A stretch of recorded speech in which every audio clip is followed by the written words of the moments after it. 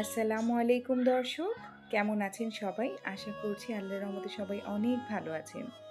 স্বাগত জানাচ্ছি নতুন আরও একটি এপিসোড দেখার জন্য। আজকের এপিসোডে আমি সাজিয়েছি খুব সহজেই ঘরোয়া উপায়ে কীভাবে মোরগ পোলাও তৈরি করা যায়। সিম্পল কিছু ইনগ্রিডিয়েন্টস দিয়ে আজকে আমি আপনাদের তৈরি করে দেখাবো।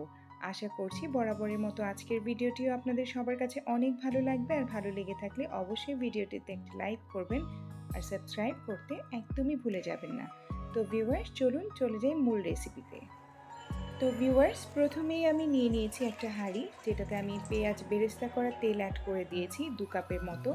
এখন আমি 1 কাপ পেঁয়াজ বেরেস্তা এখানে অ্যাড করব, বাকিটুকু আমি স্টেপ বাই স্টেপ দেখিয়ে দিব কখন অ্যাড করছি। এরপর দিয়ে দিচ্ছি আদা রসুন বাটা, এখানে 3 টেবিল চামচ পরিমাণ আদা রসুন বাটা দেওয়া হয়েছে। আর এই পর্যায়ে চুলার ফ্লেমটা কিছুটা কমিয়ে রাখবেন, নয়তো দেখা যায় যে পেঁয়াজগুলো পুড়ে যেতে পারে। এরপর একটু কষিয়ে নিব আদা রসুনটাকে।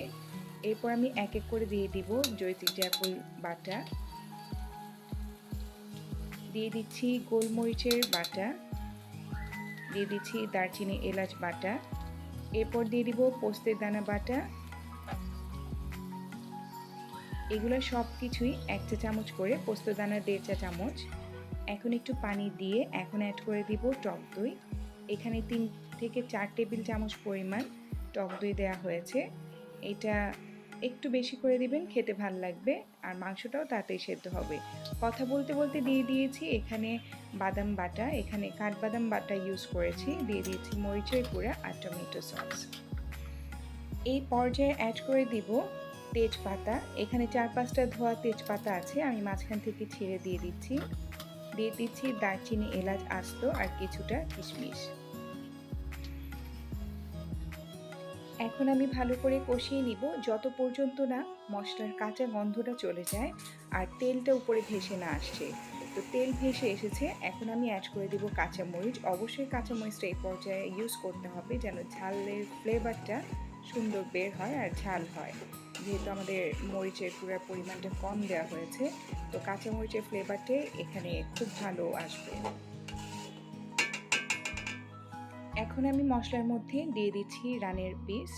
এখানে 2টো মুরগি ইউজ করা হয়েছে। 2টো মুরগির জন্য 4টা রানের পিস আমি আগে দিয়ে দিচ্ছি। এটা একটু মিনিট খানিক ভেজে কষিয়ে নিয়ে দেন আমি বুকের মাংসটা অ্যাড করে দিব।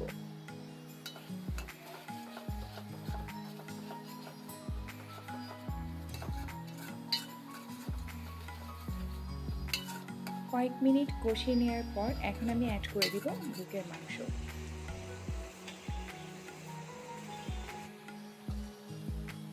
এখন আবারও ভালো করে নাড়াচাড়া দিয়ে মিশিয়ে নিতে হবে। মশলার গায়ে যেন মাংসগুলা ভালো মতো লেগে যায় সেভাবে বুঝে নাড়া দিতে হবে। আর এই পর্যায়ে আমি এখনও কোনো পানি ইউজ করছি না।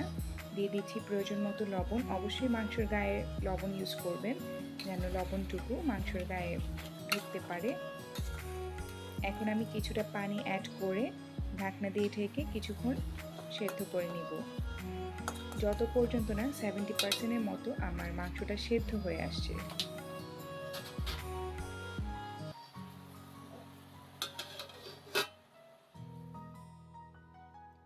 ঠিক মাংসটা সেদ্ধ হওয়ার পর এখন আমি এক এক করে তুলে নিচ্ছি, আর এর মাঝে আমি 2-1 বার নাড়াচাড়া দিয়ে নিয়েছি যেন আমার পাতিলের তলায় না লেগে যায়।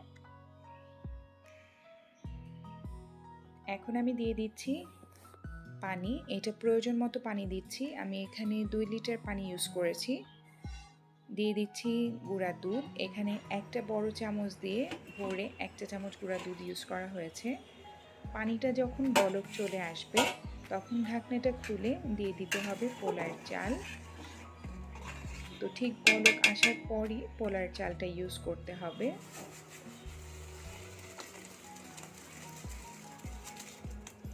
পোলার চাল দেওয়ার পর সাথে সাথে এটাকে নাড়াচাড়া দিয়ে নিতে হবে যাতে কোনো দলা ভিতরে না পেকে যায় আর পোলার চালগুলো যাতে আলাদা হয়ে যায়। এখন আবারও ঢাকনা দিয়ে ঢেকে বলক আসা পর্যন্ত একটু অপেক্ষা করব। অবশ্যই ঢাকনাটা এরকম একটু ফাঁকা রাখবে, নয়তো বা বলক এসে দেখা যায় যে মশলাগুলো সব পড়ে যাবে।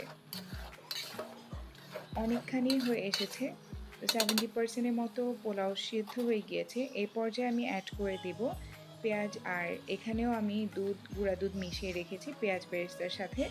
তো গুঁড়া দুধ আর পেঁয়াজ বেরেস্তাটা আমি মাখিয়ে রেখেছি, ওইটা এখন পোলার চালে ছেড়ে দিলাম। দেন এটাকে ভালো করে একটু নাড়াচাড়া দিয়ে মিশিয়ে নিতে হবে। এখন আমি ছেড়ে দিব সবগুলা মুরগি, যেগুলো আমি তুলে রেখেছিলাম সেই মুরগিগুলো সব। খেয়াল রাখবেন যেন ভেঙে না যায়, এমনভাবে নাড়াচাড়া দিতে হবে যেন ভেঙে না যায়। আর বেশি ভিতরে ঢোকানোর কোনো দরকার নেই, উপর দিয়ে যতটুকু পারেন আপনারা এটাকে কভার করে নেবেন পোলার চাল দিয়ে, নয়তো মাংসগুলো ভেঙে যেতে পারে। এখন ভালো করে চারো সাইড সমান করে এটাকে আমি দমে বসিয়ে দিব ঠিক 15 মিনিটের জন্য। আর চুলার ফ্লেমটা অবশ্যই খেয়াল রাখবেন যেন কম আঁচে থাকে, আর নিচে অবশ্যই একটা তাওয়া বা স্ট্যান্ড কিছু দিয়ে নেবেন। ঠিক 15 মিনিট পর আমি এটাকে কেটে উল্টে দিচ্ছি আর দেখিয়ে দিচ্ছি যে কীরকম ঝরঝরে হয়েছে আর পারফেক্ট হয়েছে আমার পোলাও। খেয়াল রাখবেন 1 কেজি চালে 2 লিটার পানি এনাফ, 2 লিটারের বেশি পানি লাগবে না, তাহলে রাইসটা একদম নরম হয়ে আসবে। তো আপনাদের সুবিধার জন্য গরম চালটাই আমি ধরে দেখিয়ে দিচ্ছি যে কতটা পারফেক্ট আর ঝরঝরা হয়েছে। আজকের এই রেসিপিটি সম্পূর্ণ আমার রেসিপিতে করা। আশা করছি বরাবরের মতো আজকের রেসিপিটিও আপনাদের সবার কাছে ভালো লাগবে, আর ভালো লেগে থাকলে অবশ্যই ভিডিওটিতে একটা লাইক করবেন আর সাবস্ক্রাইব করে যেতে ভুলবেন না। আশা করছি এরকম নতুন আর মজার মজার রেসিপি আর ঢাকাইয়া সব রেসিপি নিয়ে আবারও হাজির হব আপনাদের মাঝে। সে পর্যন্ত সবাই ভালো থাকবেন, সুস্থ থাকবেন, সবাই সবার জন্য অনেক দোয়া করবেন। সবাইকে আসসালামু আলাইকুম।